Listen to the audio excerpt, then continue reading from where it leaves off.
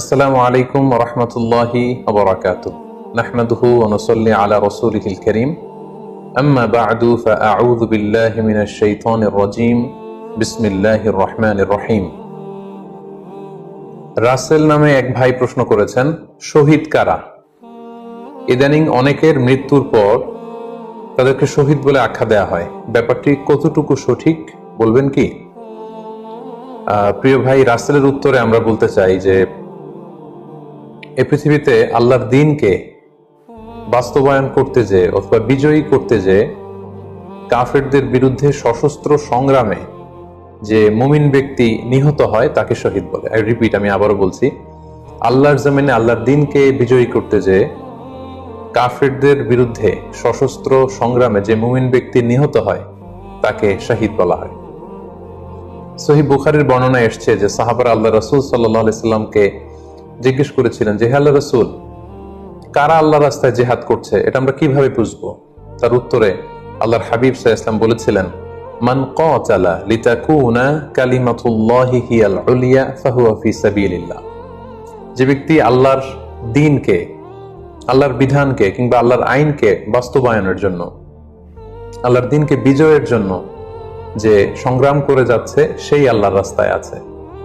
আর সে আল্লাহর রাস্তায় থাকা অবস্থায় যদি কেউ মৃত্যুবরণ করে বা নিহত হয় তাকে ইসলাম শহীদ বলে ঘোষণা করেছে। তবে সেক্ষেত্রে একটি শর্ত রয়েছে, সেটি হচ্ছে দুনা গারাদিন মিন আগরাদিদ দুনিয়া। দুনিয়ার কোনো কারণে, দুনিয়ার কোনো লোভে পড়ে, দুনিয়ার কোনো স্বার্থের জন্য যদি কেউ আল্লাহ রাস্তায় জিহাদ করে মৃত্যুবরণও করে, সেই শহীদের কোনো মর্যাদা বাদাম আল্লাহ তাআলার কাছে নেই। কারণ আমরা হাদিস থেকে জেনেছি অনেক শহীদ কিয়ামতের ময়দানে আল্লাহ তাআলা তাদেরকে জাহান্নামে ফেলে দিবেন। আল্লাহ বলবেন যে, তুমি তো দুনিয়াতে জিহাদ করেছিলে যে মানুষ তোমাকে বীর বলবে, মানুষ তোমাকে সাহসী বলে ঘোষণা দিবে, বাহাবা পাওয়ার জন্য তুমি জিহাদে অংশগ্রহণ করেছিলে এবং সেখানে নিহত হয়েছ। তো তুমি নিহত হওয়ার পরে মানুষ তো তোমাকে বীর বলেছে, বাহাবা দিয়েছে, সাবাস বলেছে, যে কারণে তুমি এই জিহাদে অংশগ্রহণ করেছো সেটা দুনিয়াতেই তুমি পেয়েছো। তো আমার কাছে তুমি কি চাও? আমার কাছে তোমার জন্য কিছু নেই। Go to the hell fire, জাহান্নামে যাও। তাকে আল্লাহ তাআলা উপর করে জাহান্নামে নিক্ষেপ করবেন। তো এজন্য শর্ত হচ্ছে যে দুনিয়ার কোনো স্বার্থে নয়, শুধুমাত্র কেবলমাত্র আল্লাহর দ্বীনকে আল্লাহর জমিনে বিজয়ী করার জন্য যদি কেউ সশস্ত্র সংগ্রামে নিহত হয় তাদেরকে শহীদ বলা হয়। এখন প্রশ্ন হচ্ছে, যারা কাফেরদের বিরুদ্ধে জিহাদ করতে যে যুদ্ধে নিহত হলো তারা শহীদ, তারা ছাড়া কি আর কেউ শহীদ হতে পারবে না? এই প্রসঙ্গে আমরা বলবো যে বেসিকলি ইসলামী শরিয়াতে শহীদ দুই ধরনের। ইবনু হাজার আল আসকালানি উনিও শাহাদাতের প্রকারভেদ করতে যেয়ে বলেছেন যে শহীদ দুই প্রকার। একটা হচ্ছে শাহিদুদ দুনিয়া ওয়াল আখিরা, যেটা আমরা বলেছি যারা আল্লাহর রাস্তায় নিহত হয়েছে তারা।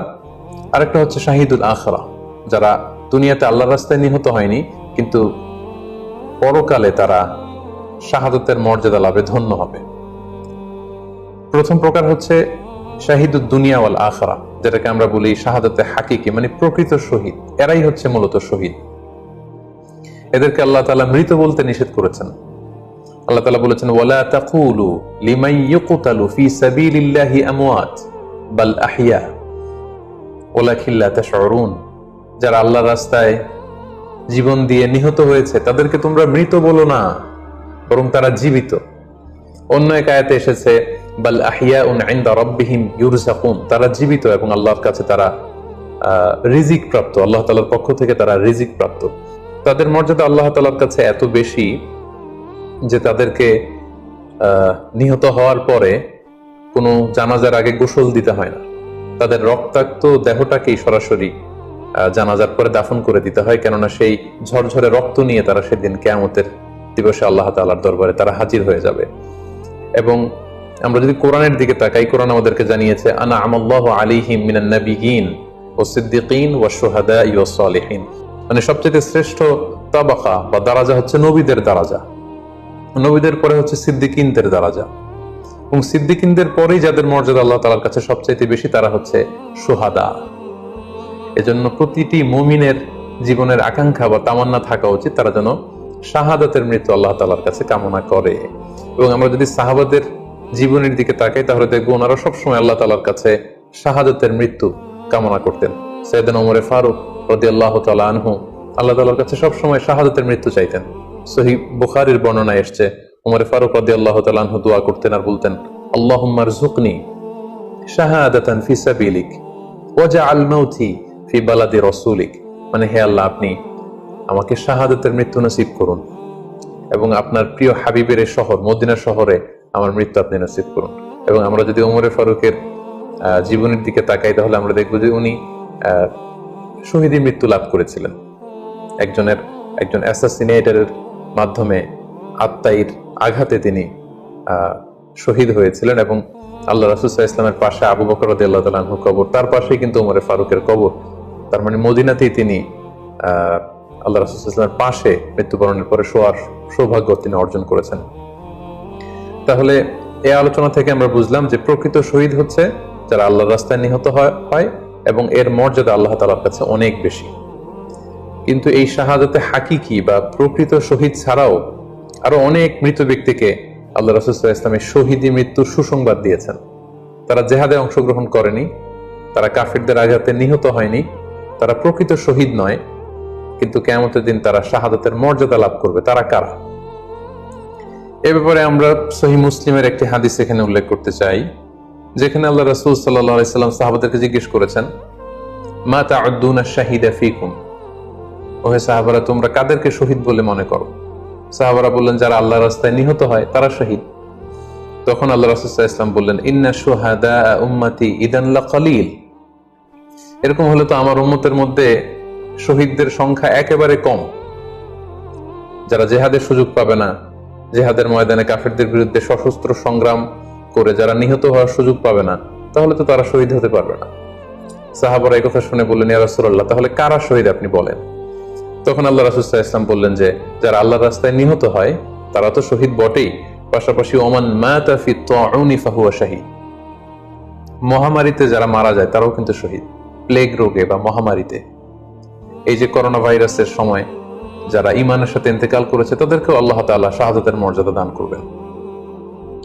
ওমান মাতা ফিল বাতনি ফাহুয়া শাহীদ, পেটের পীড়ায়, পেটের কোনো রোগে যদি কেউ আক্রান্ত হয়ে মারা যায় সে কিয়ামতের দিন শাহাদাতের মর্যাদা লাভ করবে।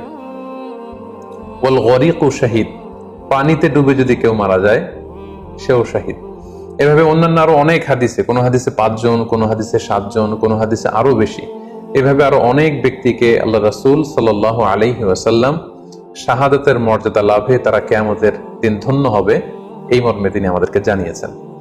সুনানে নাসাইর একটি বর্ণনা থেকে আমরা জানতে পারি আল্লাহর হাবিব সাল্লাল্লাহু আলাইহি ওয়াসাল্লাম বলেছেন, মান কুতিলা দুনা মাজলামাতিহি ফাহুয়া শাহীদ, অন্যায়ভাবে যদি কাউকে হত্যা করা হয়, হি ইজ ডিফেন্ডিং ইনজাস্টিস, অন্যায় প্রতিরোধে সে মারা গিয়েছে, এরকম মৃত্যুকেও তিনি শাহাদাতের মৃত্যু বলে ঘোষণা করেছেন। সুনানে তিরমিজির আরেকটি বর্ণনায় আল্লাহ রাসূল সাল্লাল্লাহু আলাইহি ওয়াসাল্লাম আরো কিছু ব্যক্তিকে শহীদ বলে ঘোষণা করেছেন। যেমন তিনি বলেছেন, মান কুতিলা দুনা দীনিহি ফাহুয়া শাহীদ, কেউ তার দ্বীনকে হেফাজত করতে যেয়ে যদি মৃত্যুবরণ করে সে শহীদ। ওমান কুতিলা দুনা দামিহি ফাহুয়া শাহীদ, নিজের রক্ত বাঁচাতে যেয়ে যদি কেউ মৃত্যুবরণ করে শহীদ। তার সম্পদ বাঁচাতে যেয়ে যদি মৃত্যুবরণ করে সে শহীদ। তার ফ্যামিলিকে সেভ করতে যেয়ে কেউ যদি মৃত্যুবরণ করে সেও শহীদ। তার সম্মান, ইজ্জত, তার স্ট্যাটাসকে বাঁচাতে যেয়ে যদি কেউ মৃত্যুবরণ করে সেও শহীদ। আরেক বর্ণনায় আমরা জানতে পারছি আল্লাহ রাসূল সাল্লাল্লাহু আলাইহি ওয়াসাল্লাম বলেছেন, ওয়া সাহিবুল হাদমি ফাহুয়া শাহীদ, অর্থাৎ ধ্বংসস্তূপের নিচে চাপা পড়ে যদি কেউ মারা যায় বা কোনো দেয়ালের নিচে চাপা পড়ে যদি কেউ মারা যায় সে শহীদ।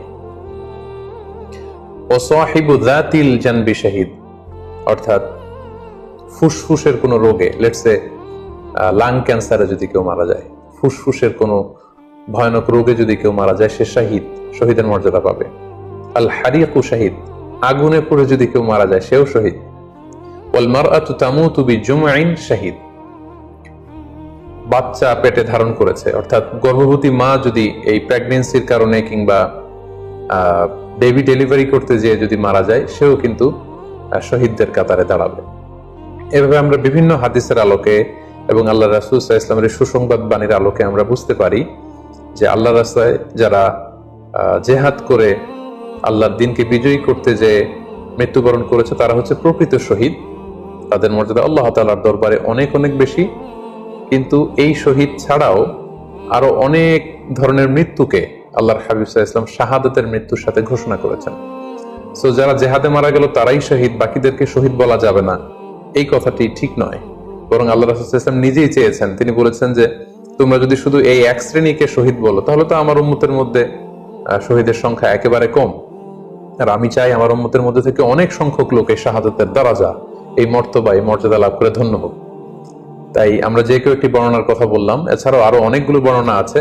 এই ধরনের মৃত্যু যারা বরণ করেছে, লেটসে পানিতে ডুবে, আগুনে পুড়ে, পেটের পীড়ায়, নিজের সম্পদ বাঁচাতে যে, অন্যায়ের প্রতিরোধ করতে যে, সন্তান ভূমিষ্ঠ করতে যে, এরকম যত ধরনের মৃত্যু রয়েছে, এ ধরনের মৃত্যুকে আল্লাহ রাসূল সাল্লাল্লাহু আলাইহি ওয়াসাল্লাম শহীদি মৃত্যু বলেছেন। এবং কিয়ামত দিবসে এই সমস্ত লোকেরাও তারা শাহাদাতের মর্যাদা লাভে ধন্য হবে ইনশাআল্লাহ। আশা করি প্রশ্নের উত্তর আপনি পেয়েছেন।